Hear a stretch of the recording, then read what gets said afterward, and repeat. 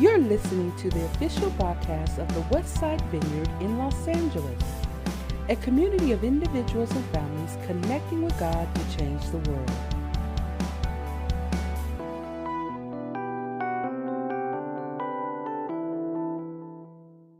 So again, I want to extend a warm welcome to those of you who may be new or newer and introduce you to the fact that we have taken up this fall a focus as we gather on Sundays on relationships, recognizing that God's heart for us is to flourish. His heart for humanity is to understand how He's designed life, what He desires for us, and how we can flourish.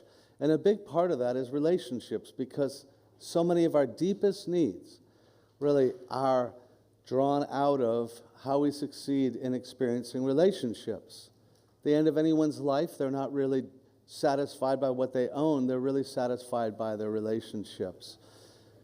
That kind of sums up one's life and meets their needs. And the truth is, we struggle sometimes to make relationships work as well as we want. So we're making relationships work, love, sex, and marriage. And this morning, I want to invite us to begin to engage the role that sexuality plays within our marriages, as we're created as male and female. And I know that that's a topic that always kind of awakens a little bit within any group of people to start focusing and talking about sex. I can see like 3 or 4 men who usually are slouched sitting up right now and like, what? But I also realize that it can be a very sensitive topic as well, and understandably so, because the truth is, we live as a culture that's so kind of cavalier. Like, are you kidding? Like, we are just so sexually free. Like, we've liberated ourselves. We have no awkward tensions. And the truth is, we are filled to the core of our beings with a sensitivity and an awkwardness when it comes to our sexuality, when it comes to being sexually intimate, when it comes to being men and women. And I'm reminded that sociologists, I've said this many times, but they say that a culture will laugh at, meaning find humor in, whatever is most unresolved within it. And I think that just points to the fact that we are so deeply unresolved, really, in terms of our own sexuality and how we live and relate as men and women. So, because most of our humor is about male-female relationships, marriage relationships, and sex. And so the truth is, we are not so resolved, and there is this sensitivity. And I think our culture also has, in many regards, taken something that is very personal and very intimate and try to kind of reduce it down to this commodity. Let's strip it from all of its relational, sensible, qualities, and let's just turn this into a physical pleasure that's a commodity to be able to sell. And the truth is, that's wrong. It's so misguided. It's so tragic that something personal and intimate can be turned that way. So it's not my desire to add to that, but to hopefully help bring it back to how God views us, because He's the one who created us as male or female. In fact, I would argue that if you really press out into the world of what's it mean to be men and women and sexuality, everyone's a little bit confused, uptight, conflicted, except for one, and that's God. I think God is the only one who's actually not uptight about sexuality, who's not confused about it. And I want to ask you to join me in praying for a moment and asking God to invite us into His mind and heart, if you will. Would you join me? God, You are the one who created us, male and female. You are the one who roots us in being men and women, and in being bodily people. And we come open and honest that we are sometimes the ones who are not comfortable. And many of us have been confused, many of us have found something convoluted and corrupted and conflicted. So we come and we ask now that Your Spirit would begin to reveal to our souls the goodness, Your design, Your desire, that we might once again hear that it's a good thing that we are men and women. Bless us, we pray. Teach us and lead us, we pray. In Jesus' name, amen.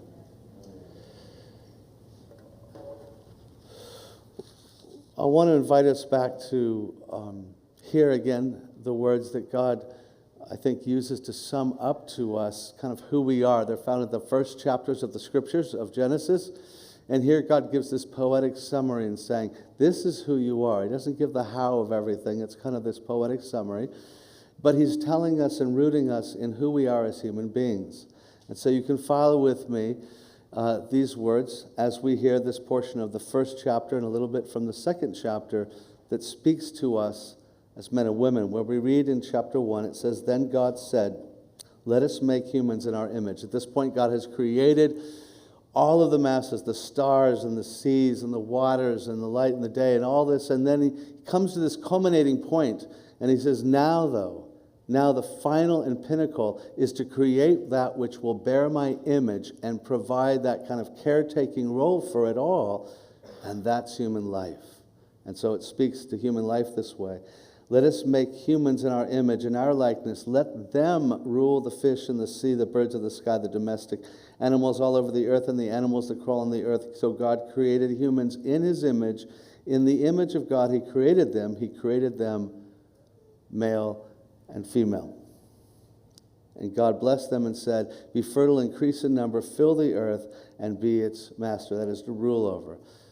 To rule over, to help take care of what I'm creating and what you're now a part of. Then in Genesis 2, we get kind of a depiction of how this played out in the creation of male and female, and it concludes, this is why, having created male and female in this kind of complementary nature, this is why a man will leave his father and mother and will be united with his wife, and they will become one flesh. This man and his wife were both naked, but they were not ashamed of it. So here you have God, in this massive act in which, we look at the stars and go, wow, the stars, they just leave us in awe and wonder. And we might go to the ocean. That's something that I've done since I was a child. I go to the edge of the ocean and think, wow, it's so expansive. It's just profound. And God says, really? Your body is more profound than all of this. This is the pinnacle. I created you. You bear my image. There is awe and wonder in human life, in human bodies, in human beings. And he creates us, though, uniquely as male and female. He's the one who establishes our own sexuality with the intention of coming together. And we kind of read this and think, well, I'm sure that it was kind of a mistake. It's like, no, there's no mistake about it. We think that somehow God created and then he went off for a little bit to go get something and came back and found us having sex, and oh my gosh, what did you do? No, God created this sexuality. He created this power for these two to unite in all of this. And it says the man and his wife were both naked, but they weren't ashamed of it. It's hard for us to even imagine, in a way, because we have so much discomfort with being bodily beings, let alone sexually bodily beings. We just do. We're not that secure about being men or women. We're not that secure about our bodies. We're not that secure about so much. So much feels like it's become, I think, selfish sexuality, which just defies God, that we have something that feels so wrong. It's so convoluted. So it's very hard for us to actually even hear the idea that they were naked and there was nothing between them and God or with anybody else to hide. There was nothing that needed to be hidden or ashamed from or kept from. It's amazing to think that they had no past to be ashamed of. They had no performance to worry about. They just were able to be in this state of freedom. And it tells us something about our sexuality in terms of God's ultimate desire and design, that this is what they longed for. And I want to help us to grasp that here we have something of how our sexuality is rooted in God, that we need to kind of get that back.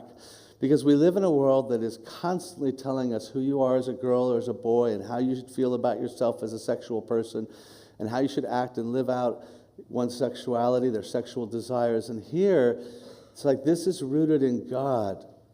Our sexuality is sacred. And I want to just note these three things that we commonly have noted, but bring us back to three qualities that you find right here in the text about who we are. The first is that there's a complementary nature to who we are. It says male and female.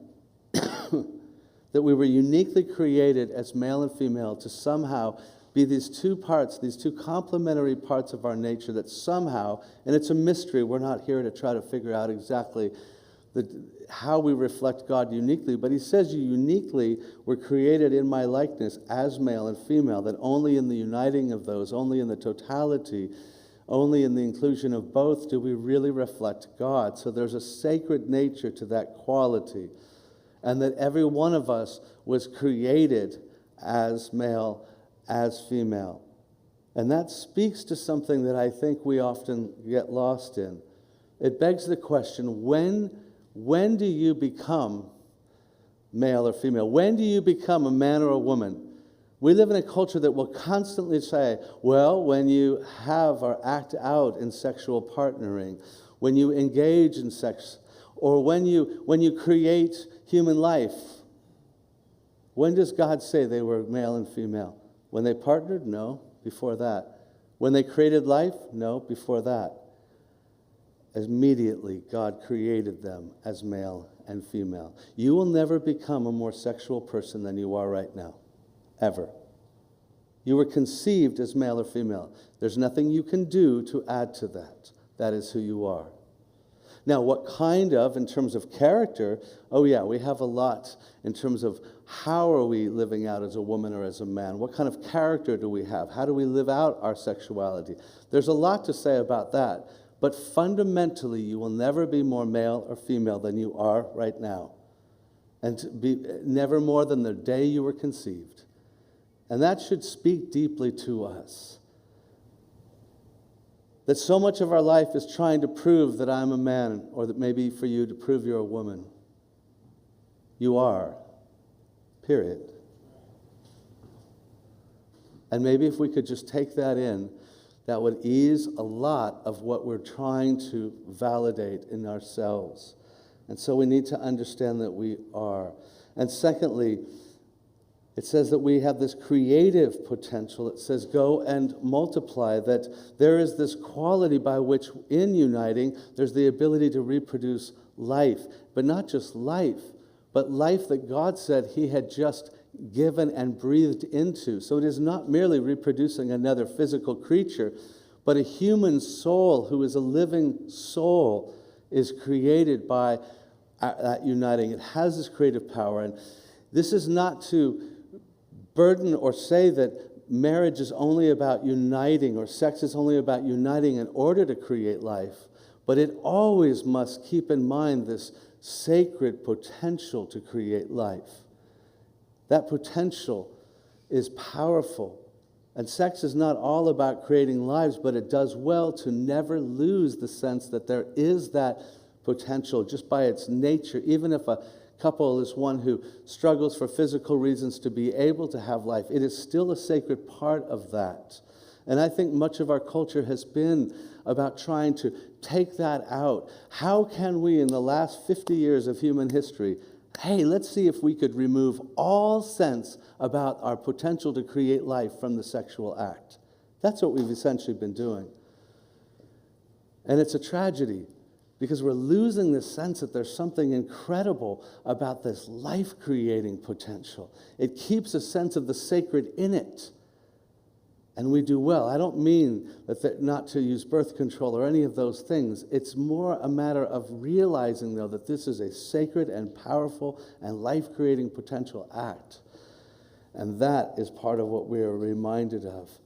And thirdly, that leads to a covenant partnership. It says, leave and to be, and they became united.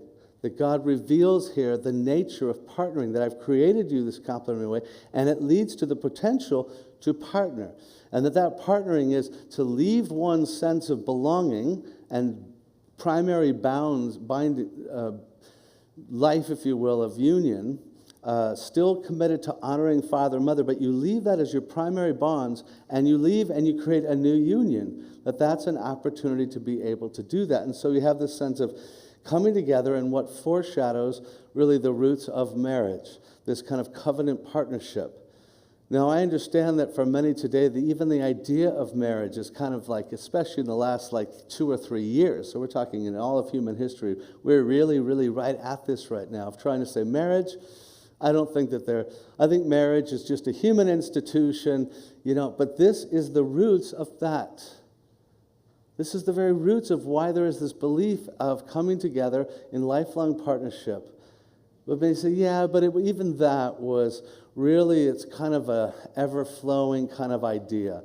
Because as you go on, the ancients, didn't they have polygamy? Didn't they have one man with many wives? Yes, there was. There was a time, and you're working through Israel in the centuries that came, and then wasn't there like rules where like if a man's brother dies, he was to take his brother's wife to himself, and they were to bear children so that his husband's lineage would carry on? Yeah, there's a lot of different elements that work their way through. But here's the interesting thing. As you continue through, everything bends back, everything turns back to this. It turns back to Genesis. It turns back to one man with this one woman and coming together and uniting in this lifelong partnership. The leave and the cleave, it always turns back to that. And that is where the whole of scriptures, and that's where most of Western civilization is, finds itself coming back to. This is part of the roots of what is there. And I know that for many then the struggle can be, well, does this imply that sexual unions were really only meant, or sexual expression within marriage? And it is, and that is what God's described, that is what God has always spoken to. And I realize that is hard, but the truth is that what you find is that this passion, if you will, sexual passion, is really this power to bring two people together to become one. Not just to become one for a moment, but to actually bind themselves in covenant, in commitment as one. In fact, the whole idea of passion means what? When you're passionate about something, it means that you give yourself fully to it, unabandoned. You're just like, man, I am throwing myself in. And that's really God's intent. He wants there to be passion. But you passionately give yourself to becoming one when you are one. When you are bound as one, committed as one. That's just God's way of saying, this is what this is designed for. This is my desire for you to experience.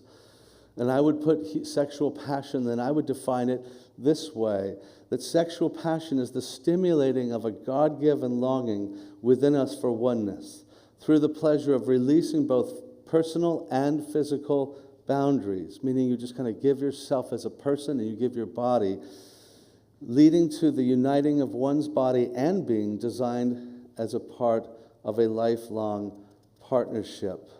This is in part what I think God has designed and desired for that sexual longing, that sexual desire, that at the end of the day, it is seeking that kind of uniting, that kind of oneness. Now, I understand that is really hard in today's culture, and I mean especially just recent culture for us, because so much is saying, you got to be kidding. Oh, we're beyond this. That's archaic. That sexual desire is not something that can only be bound and restricted within the life of a marriage. This is something that we need to go out and enjoy. It's part of nature. We're animals at essence, and we need to just satisfy our animal desires. But we are more than animals, and I believe that I would encourage any who might just wince at the idea that sexual drive was really designed for uniting people to realize and to reflect upon the fact that I think everything in our experience personally really does bear down on this, really does confirm, I think, God's heart. Because I think that we long for that sense of being united with one. We long for oneness. And when we try to experience oneness, but we're not actually one, we're not actually bound as one, so we're kind of experiencing oneness, but then we're torn asunder from it, I think we feel the tearing of that. Now, we might deny it. We might even think, oh, man, are you kidding? I love one-night stands. Like, I just go and I feel the pleasure, but I don't have any sense of personhood in it. It's all my body and none of my being. I actually think that defies us. I think we have to, it takes a few drinks, if you will, to kind of try to separate ourselves, body and being. And I think if we're honest, we feel that. And we need to kind of challenge ourselves on that. The truth is that we were meant to have body and being together. We have to realize that there is a sense in which we violate our own personhood when we try to experience oneness without being one. And I think that we find this more and more as people nowadays are trying so much to say, oh, monogamy. Monogamy is just, the idea of one partner and being faithful to that one partner, that's kind of misguided. We need to get over that. That's just some old religious idea. The truth is, everything says that we were designed for that. We struggle with it intensely. And I think sometimes what we try to do is we try to say, it's so hard that let's just change the intent, Let's not challenge ourselves with how hard it is. Let's just say that we're not even supposed to. And I think that's kind of how I see culture trying to go. This is really hard. It's very hard to think of in these kind of terms. There's a lot of tensions to thinking about sexual pursuits and desires only being fulfilled within marriage and then being faithful to those in monogamy. It is really hard. But I think that remains God's intent from the beginning. And that I think what we'll find is that our experience actually affirms it, that all research is affirming it, that almost all of our sociological struggles are because we're not doing that. So we have kids that are being born and aborted and abandoned. We have diseases. We have so many different things. We have wounds that are showing that the more partners one has sexually, that when they do finally seek marriage and to be safe within marriage, that it's harder. It's not to say that to curse that, because we all are going to have to struggle and work through those wounds, and that's part of what we're going to look at next week. But the truth is, all research says the more partners one has, the more they struggle in marriage in terms of some of these dynamics. Why is that? Because we weren't really meant to have that much coming and pulling apart. It's just hard. We're struggling. But there is a very real tension because we're coming into puberty, coming into our natural sexual desires, and then delaying marriage for so long that is going to put a lot more tension as one awakens to those desires at 13, 14, 15, and then marriage now in our culture is no longer right about that time, which it is in many cultures. I was just in India where for many, and much of its history and still much of the world today, you're married at 16. You're walking around at 15 with a child, It's just very, very different. So, yeah, you're all shaking your heads because that freaks us out as Westerners. You're like, I'm not even sure I should drive a car. I don't even know if I should own an iPhone, but I do. But that's the truth. It's just a very different way of life. So the tension that's there that we wrestle with is in many ways more of a sociological modern tension that we are living in, and we need to be gracious with. It is really, really hard. But just because it's hard doesn't mean that we can change it. It doesn't mean that that it's not the intent. The truth is, sexual intimacy is designed to unite us. That's the truth of what we find here. That's the truth of what I think we experience. That's the truth of what everything I think will point us to, that sexual intimacy was designed to unite us. Tim Keller says it this way. He says, sex is a way to say to somebody else, I belong completely and exclusively to you. And if you use it to say anything else, it is a lie. It is a nonverbal piece of communication God designed, and it's meant to carry a message. God says that sex is a way to give yourself totally to somebody else and to say, I belong completely and totally and exclusively to you. And I believe that the sexual revolution that is far from over. In fact, I think it's just kind of still in this malaise, still crying out, if we were really honest and we could strip it away, saying, how do I become a person who is a human body and a human being? How do I live that out? How do I bring body and being together? Because right now, they feel I'm always trying to pull them apart.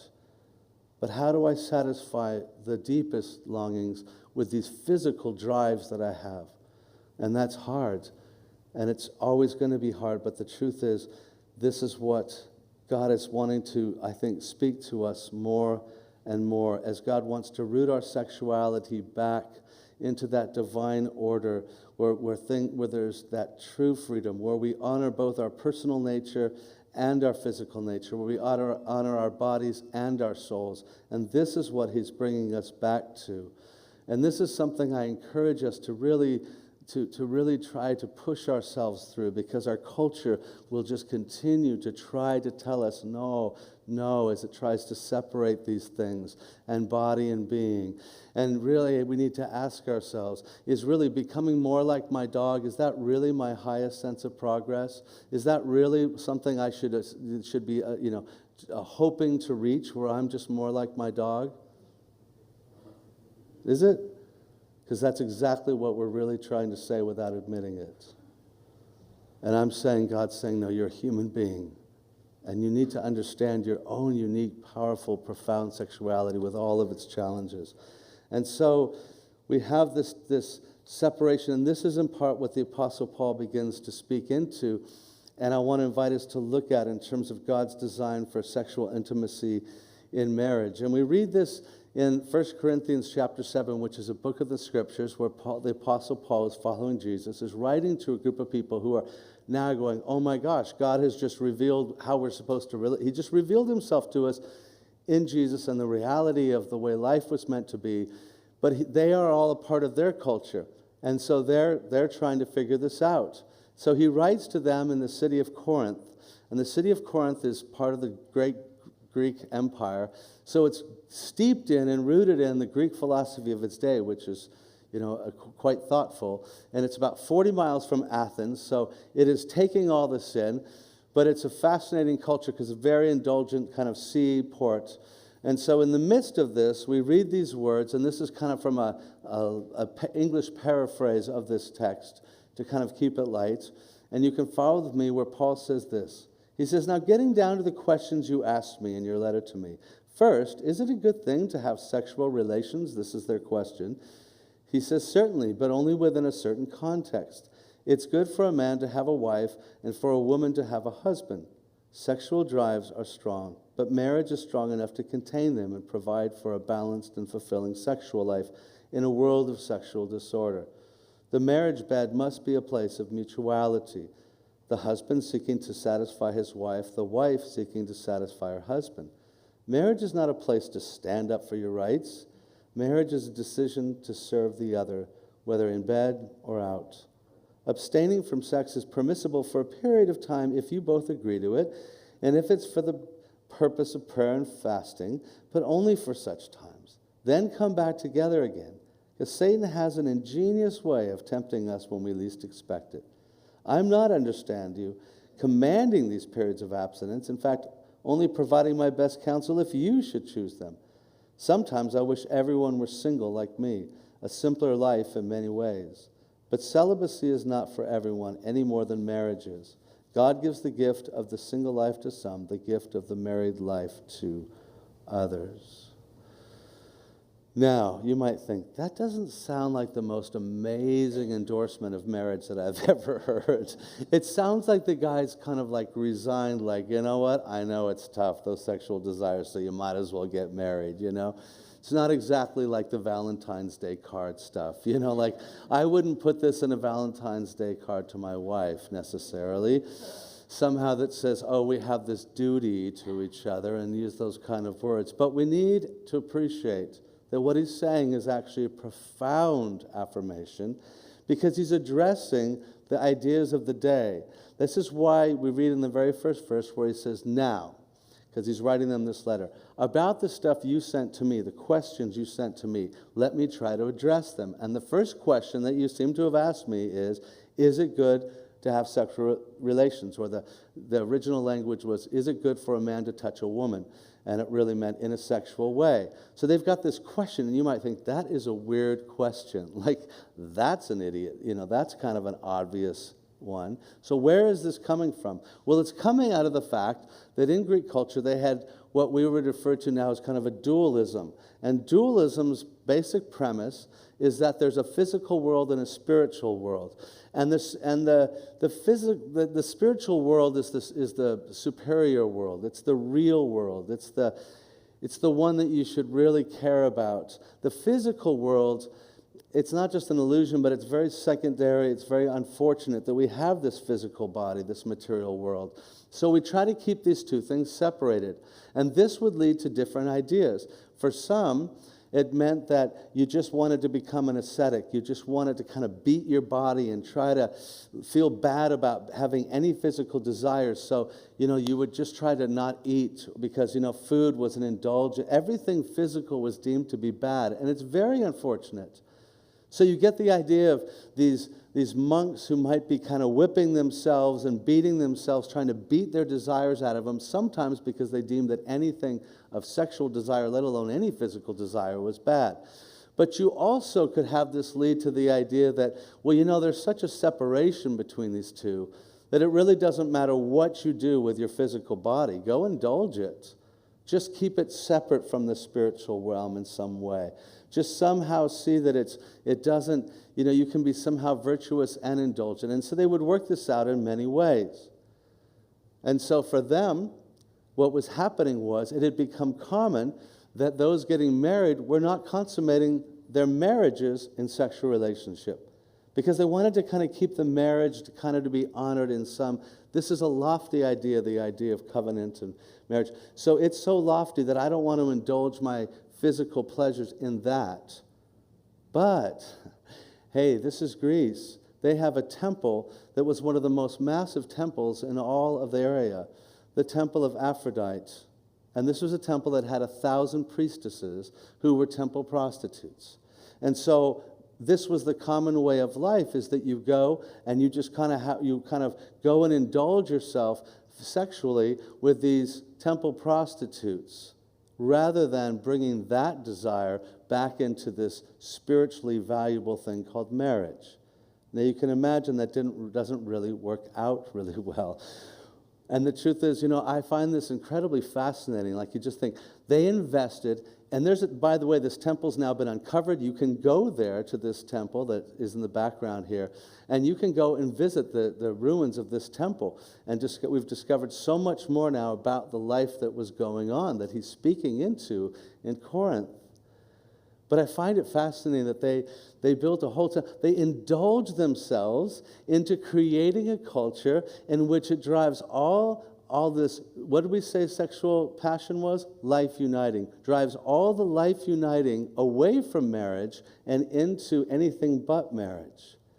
Isn't that fascinating? It seems crazy, doesn't it? To invest so much to create a culture that is always driving our sexuality away from marriage and into everything else.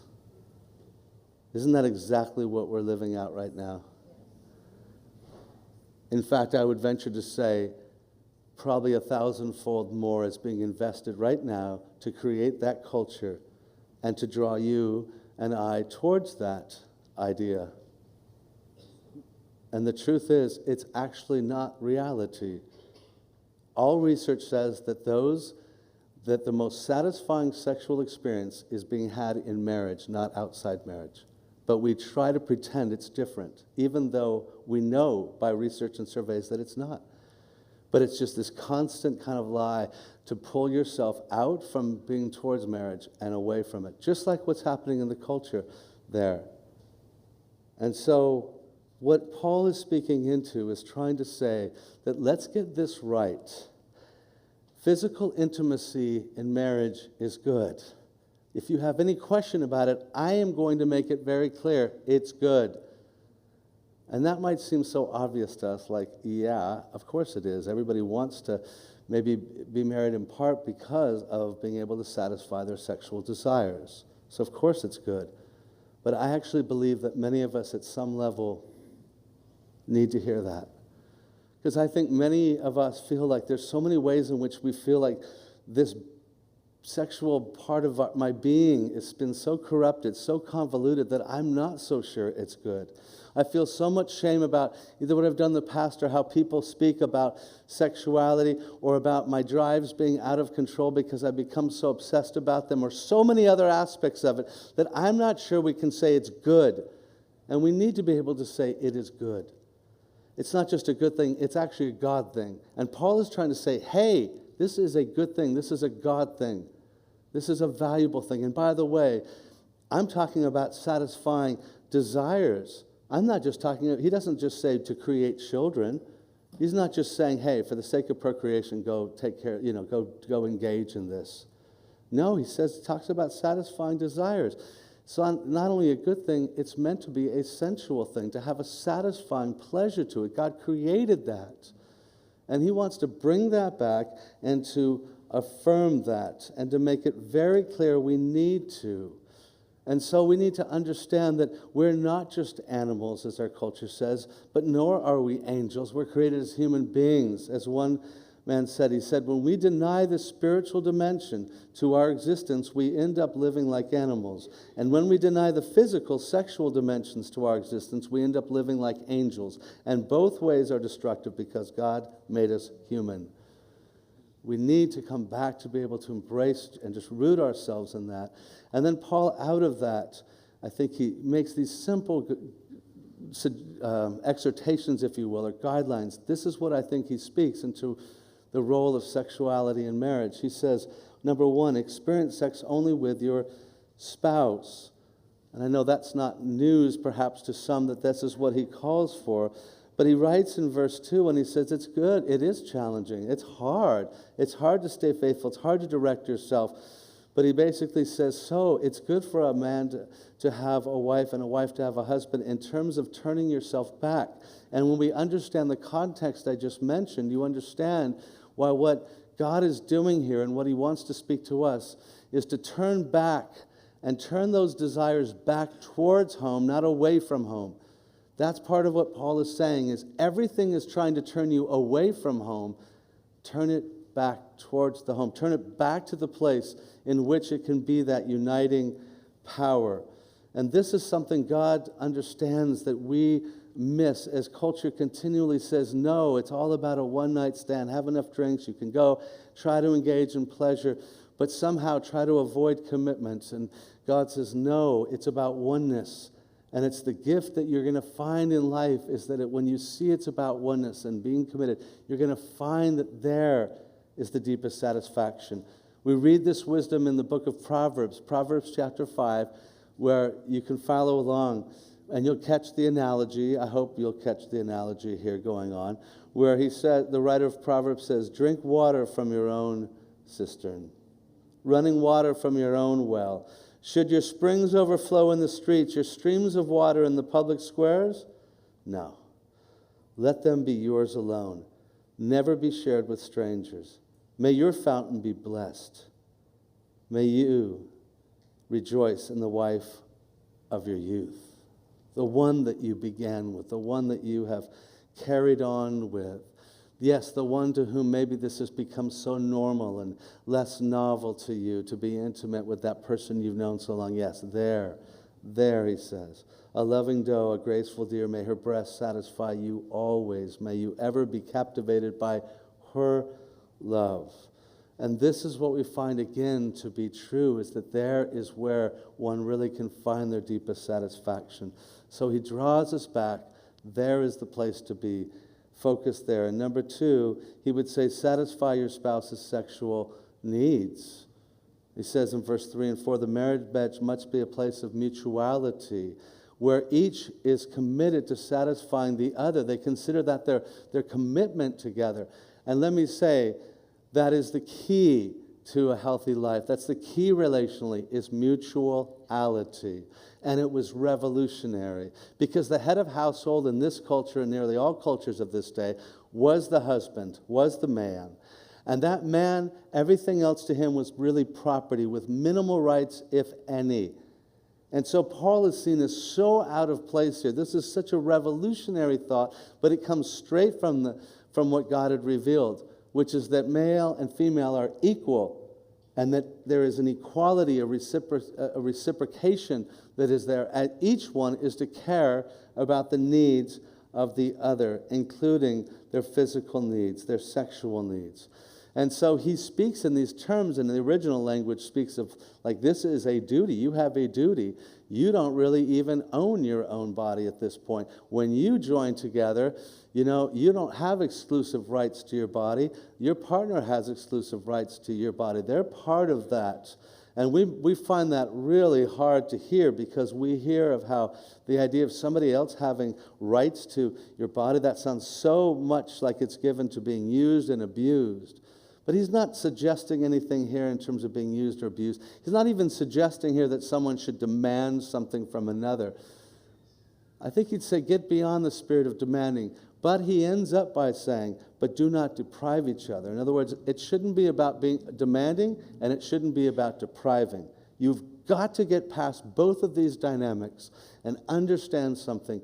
When you come together in marriage, it is a sexual contract among the many other things that it is. A sexual contract might be another way of saying it's a physical contract, that my body is not merely all just about me and my pleasures. It is now, I commit my body to my wife's satisfaction, and she commits her body to mine.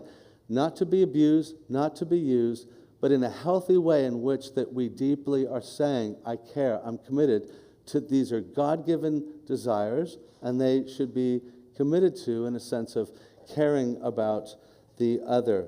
And that's a profound sense of what he is getting to here.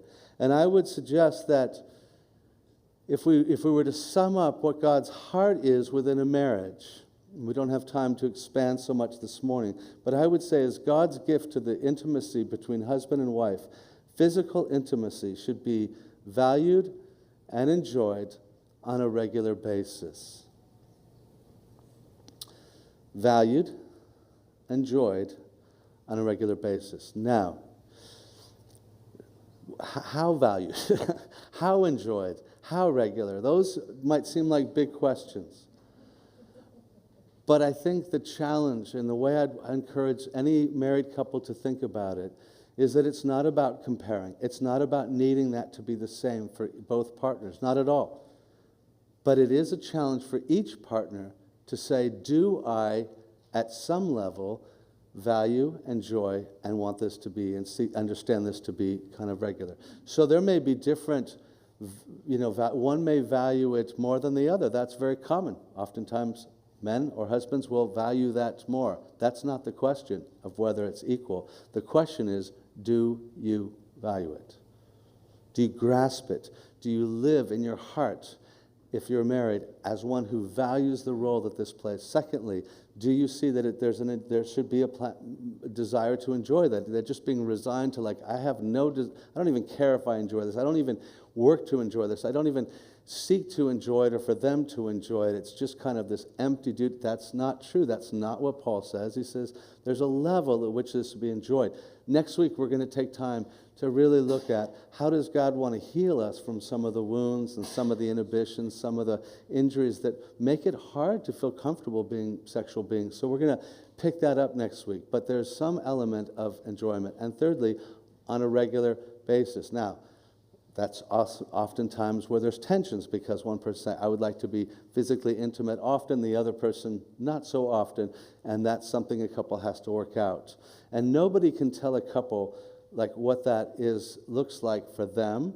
And obviously, people go through different stages from, young, maybe honeymoon, to older stages in life, through pregnancies, through illnesses, through lots of things that affect this. So nobody can speak into what that should look like. But let me suggest that from everything that I hear, from everything I sense from God and everything that I think is being experienced in life, most couples, if they're in reasonable health, should be seeking to be physically intimate closer to every week and not less than every month. And the reason I say that is this, because I meet couples all the time that are going through a lot of tension and conflict, and invariably they'll say, I knew it because we stopped being physically intimate. It becomes a sign of our disconnection. And that much less than kind of something regular along the lines of at least every month is usually a sign that there is deeper disconnect going on. And so for that reason, I think people need to be thoughtful about that. And let me just make a few quick comments towards that end. In terms of what's involved then, if Paul is saying that we need to be committed to this being a valued thing that we seek to satisfy.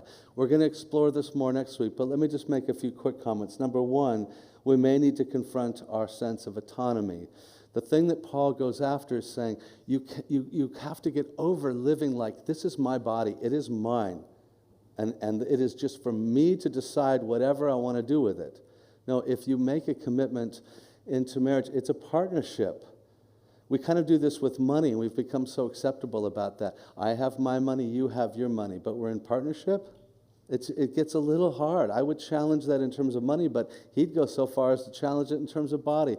It's not merely just my body anymore. There is a commitment. I have to confront sometimes this absolute autonomy about my body in my marriage. And secondly, we need to explore the issues of fear and trust. What we struggle with most is that we have these fears. I have fears about being abused. I have fears about performance. I have fears about how this is about being naked. I feel like I've never felt comfortable with my body. I have lots of fears, perhaps, and then with that, to trust myself to another person, I don't know if I can. This is so vulnerable. So all of our sexuality brings up these deep fears and trust, and we need to be those who say, I'm committed to this in the marriage, and part of my commitment is I'm willing to explore it. I'm willing to look at these things and grow through these things, which we're going to, again, explore more next week. And thirdly, there's an element by which we need to seek to know the other's needs. Well, what is it that is helpful to you? What do you enjoy? What is helpful to your sense of passion and enjoying our uniting experience sexually? And that means talking, which is sometimes very hard. Some of us are very modest. It's very uncomfortable. I like how one person said it. He said, in all the research on married couples in terms of communication, when it comes to sex, they tend to vague out, and I love that. They tend to get very vague. Yeah, that's nice, you know. What does that mean, nice? I'm trying to figure out how in this awkwardness to be. So we need to grow in sometimes really being willing to talk, which I would add the last point, is we need to be intentional about that sexual relationship. It's so often in the midst of everything else becomes the focus, and we're trying to manage so much in life that we really neglect, and we don't become intentional. We don't think ahead. It's like, oh, I guess we should, and that's just not a good way to come and be intimate with somebody. Nothing's more exciting than, whatever. What a line. Just arousing. Whatever. Should. And that's where we can find ourselves. And I want to say this morning, that is not the place that God wants us to find ourselves. About something that He said, I have created with the power to help unite you in oneness. You need to look at that with greater value. And I would close with this third point that he makes, which Paul would remind us, guard your relationship from the tensions and temptations which will seek to threaten it. As he comes back around and says, don't you get it? You've got to take this seriously. You have to be intentional because there's an enemy. And that enemy, you might be lazy about this, but there's an enemy who wants to come into that marital relationship because after all, that marriage represents something of God's covenant to humanity. It's like a sign of it. When male and female come together and make covenant with each other, that's like a signpost on earth of God's presence in reality and in the world. And the enemy is going to come after that. He's going to come after it by saying, all I have to do is get you to turn those desires outside your marriage or at least ignore them within it. And he's saying, you've got to see that that's going to happen. So you've got to be intentional. That enemy is going to come. And if you don't seek to value satisfying them within, he's going to come and he's going to bring destruction in there. So he's saying, guard this, value this. And this is why I think sometimes we need to kind of wake up to the reality that there's an enemy when it comes to sexuality and our sexual desires that is always at work. Are we always thinking? Are we always going a little deeper? Are we letting God speak into our souls? God has so much wants to bless you as a man or woman. He wants to have compassion on the struggles that there are if one's not married and working that out. He wants to have compassion and guidance and care as a parent to your soul if you are within a marriage working this out.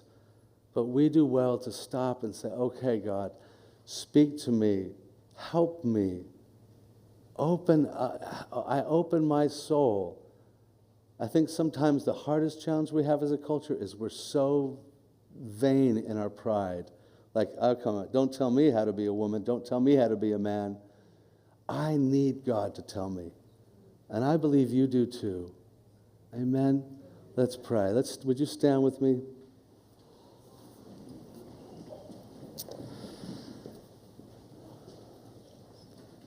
God, we so value that we have been created as men and women, but we struggle deeply because in so many ways we don't feel secure.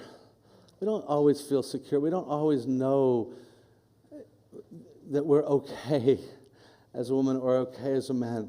We're trying so deeply to validate it with every bit of our pursuit of trying to look good enough or act out enough or find affirmation from others. And we just stand before you right now and we ask that your Spirit would remind us, you are a woman or you are a man. And that there is nothing waiting to be proved. And we are those to whom the idea of uniting, as Paul said, it's not essential to our lives. He himself chose not to unite after becoming a widow. He chose to live a celibate life, but he also said it is a gift for many. And for those who find that gift or choose that gift or given that gift, we pray now that you would bless our hearts and marriages to give themselves and value once again the power of the gift of our physical intimacy,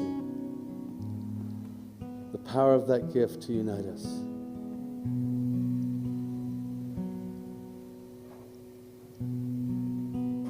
In all of our aloneness, that we could experience that mystery.